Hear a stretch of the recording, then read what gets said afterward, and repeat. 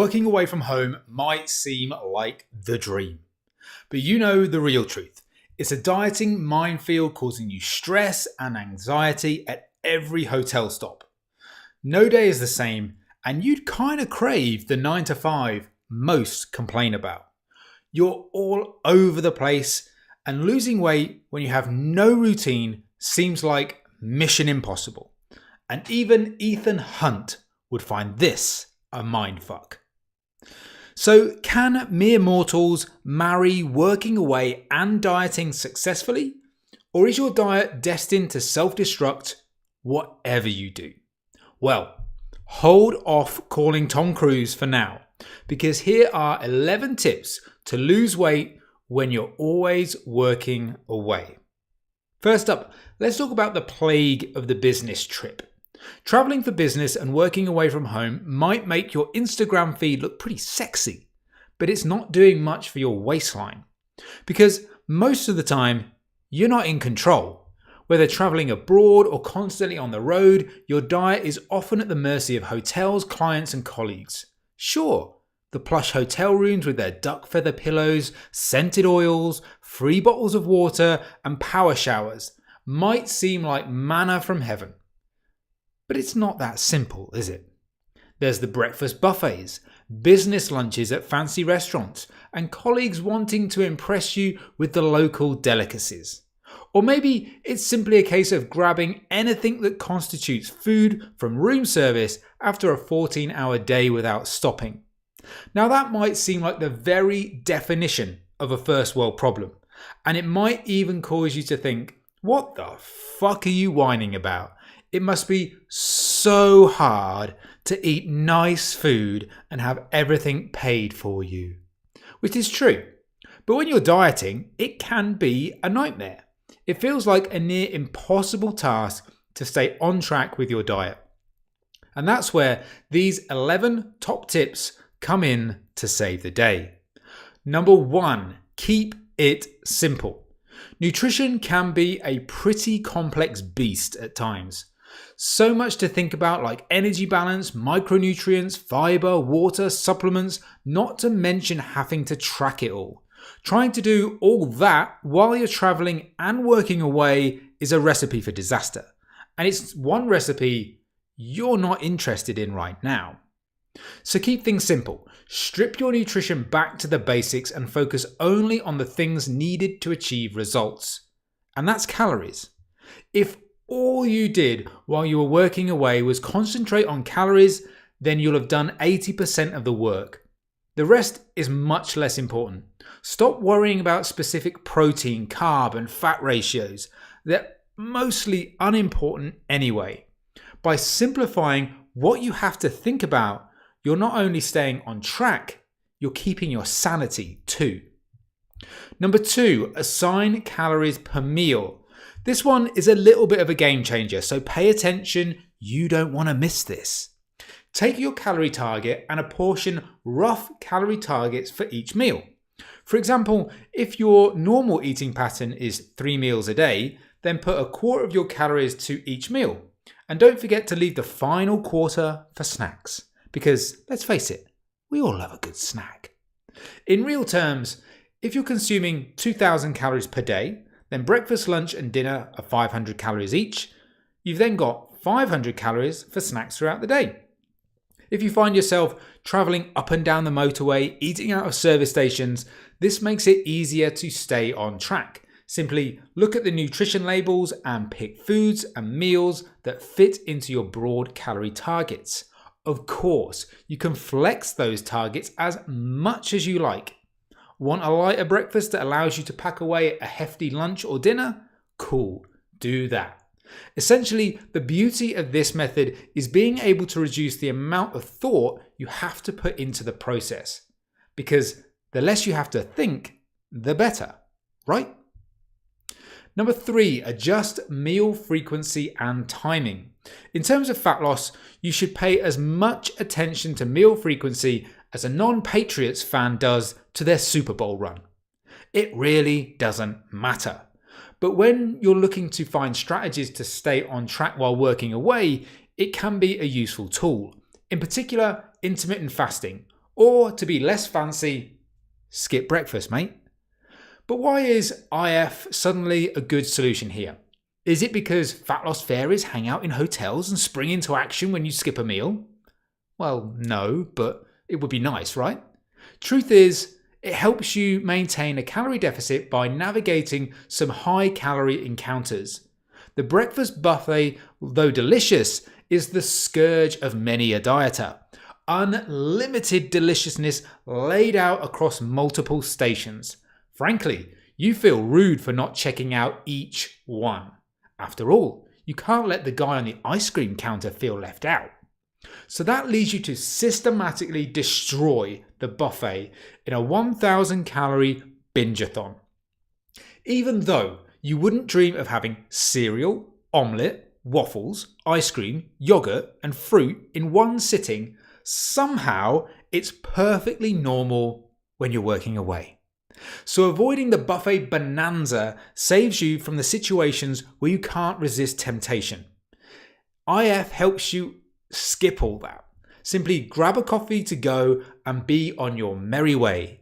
Of course, if you have willpower of steel, pick something low calorie and enjoy brekkie. Number 4, save calories before the trip. Very rare are there times when your boss taps you on the shoulder and says, "Hey, you're off to the Strasbourg office in 5 minutes." More often than not, it's planned. So use the time to plan what you'll do with your nutrition instead of researching the best tourist spots for the perfect selfie. The days leading up to the business trip serve as a great opportunity to increase your calorie deficit and bank a few extra calories. Because this whole calorie deficit thing doesn't just work in confined 24-hour blocks. So let's say you've got a business trip coming up in 2 weeks' time. How about increasing your calorie deficit by 200 calories for those 14 days? You'd bank 2,800 calories as a buffer for your trip. If you combine that with not eating like a complete gimp during the trip, then this trip could be a dieting breeze. Fuck you, Tom Cruise. I've got this nailed. Number 5, pack for the trip. Randomness is one big reason you stray off track on your business trips. You're unprepared, so you end up buying random crap because that's all you can get your hands on. Suddenly, you're in a service station and a 6-pack of Krispy Kremes seems like a good addition to your morning coffee. So get yourself prepared. What can you take with you to stop you buying tons of high-calorie foods while you're away? And think more along the lines of snacks, because you can't exactly carry around a topside of beef and roast it on the petrol station forecourt, or ask the chef at the fine dining restaurant to whip you up an egg white omelette using the eggs you brought with you, obviously. No. That would be a faux pas of massive proportions. Although, your boss may never ask you to go on a business trip again, which may have some upside. Instead, think protein bars, powder, and fruit. Food you can cram in your suitcase or your bag to tide you over. And if you're not going abroad, this becomes even easier. Just chuck a load of stuff you like in the car that's not going to go off halfway up the M6. And hey presto, you're on track. Number 6, shop when you get there. We live in a world where you can find pretty much anything you want anywhere in the world. And food is no different. So use this to your advantage. Before checking into your hotel, do a quick search for the local supermarket. Then make a minor detour to stock up on the food you enjoy and are calorie controlled. Most hotels will have a fridge too, so there's no real excuse. You can stock up on pots of oats for breakfast, salads for lunch, and snacks for during the day. The only meal you have to think about then is dinner. And if you've put a little thought into that, that would be relatively easy by now. And don't use the excuse of being abroad. Just take a stroll to the nearest shop. Because unless you've been posted to the Sahara Desert, I'm sure you can find something on offer. Either that or just get Deliveroo on the go. Number 7, use your busy day to your advantage. From my experience, I know business trips aren't sexy. Days are long, mostly boring, and in some cases struggling to stay awake is the real challenge. But you can use this to your advantage. More often than not, everyone is trying to squeeze their pound of flesh from you, cramming in back-to-back meetings, pushing you from pillar to post, barely giving you time to breathe. And it might not seem it, but this can be a dieter's blessing in disguise, because you haven't got time to eat. Hell, you haven't even got time to think about eating. Focusing on the job in hand and powering through the day can weirdly make those feelings of hunger disappear. And even if you don't want to power through hours on end, focus on being task driven. Go for something to eat after you've finished the important piece of project work or the mammoth 3-hour strategy meeting. And by strategy meeting, I mean listen to a series of people who enjoy the sound of their own voice while spouting utter crap like, let's not try to boil the ocean and I think we need to do a deep dive. Seriously, what normal person talks like that? Number 8, learn the power of no. This is an important one. You don't have to say yes to everything. If you don't want to stay up having drink after drink in the hotel bar, then don't. If you don't want the cakes and biscuits with coffee, politely pass on them. Be an adult. You have full control over every choice you make. Unless you're in some weird business meeting where you're restrained and force-fed cake, you have the ability to say no. And don't feel like you're committing some form of social etiquette suicide. People won't think less of you for passing on the muffins. Trust me, they don't even care. The sugar and icing just clogs up their heads and they can't hear you anyway. Number 9, plan ahead when eating out. Okay, so there are going to be certain situations where what you eat is out of your control. And pretty much you're going to have to just go with the flow. But even in these situations, all is not lost because you can plan ahead. If you're going out to restaurants, politely ask where you're going. Unless you're the most awkward fucker on planet Earth, i.e. me, you can slip that question casually into conversation. Then, armed with that information, you can do a little detective work, Google the restaurant, scan the menu, and have a think about what you might order. But perhaps stop short of phoning the restaurant and asking for the macro breakdown of the sea bass main course. But Simon, when I look at the menu, I haven't got a fucking clue what to order. Never fear, my friend, I've got your back.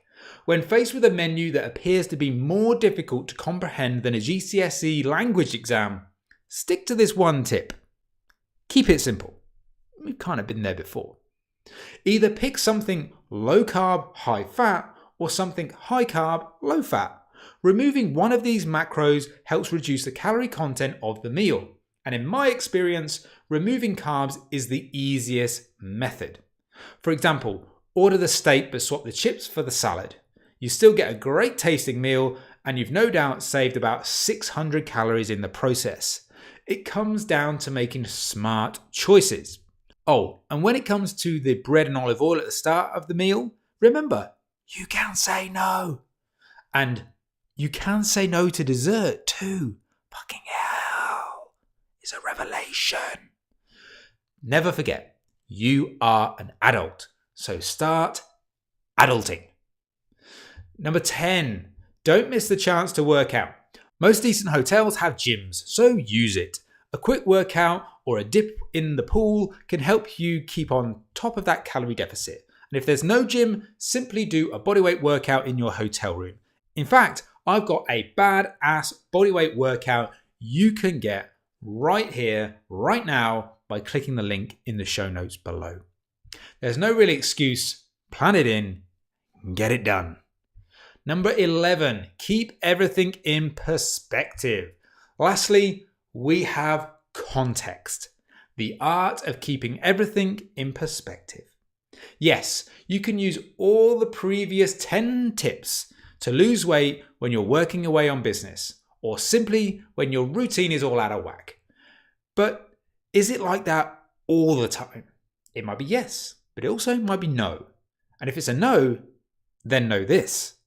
What you do 80% of the time matters more than what you do 20% of the time. Trying hard to stay on track while you're working away is never going to be perfect. Often it's damage limitation. But even though you might not nail it perfectly, concentrate on what you do for all the other weeks of the year, because that's going to have the biggest impact on your progress, not a 3-day trip to Aberdeen to map out Project Zeus. So the bottom line on losing weight while working away is this. Even though you might have no routine and you're always working away, you can still achieve and maintain the body of your dreams. But there's one caveat.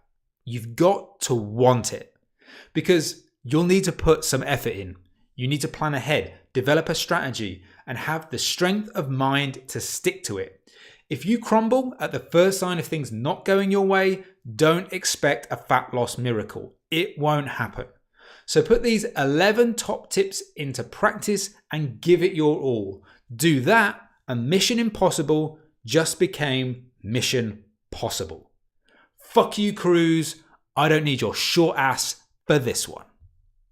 But what next? Okay, so you've got the diet side of things sorted, but you're missing a few pieces of the puzzle. Well, how about we rectify that situation? Here's what I've got for you.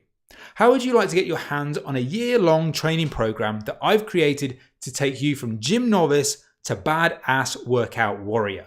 Basically, you'll never have to think about what to do in the gym again. I've taken the frustration and headache away.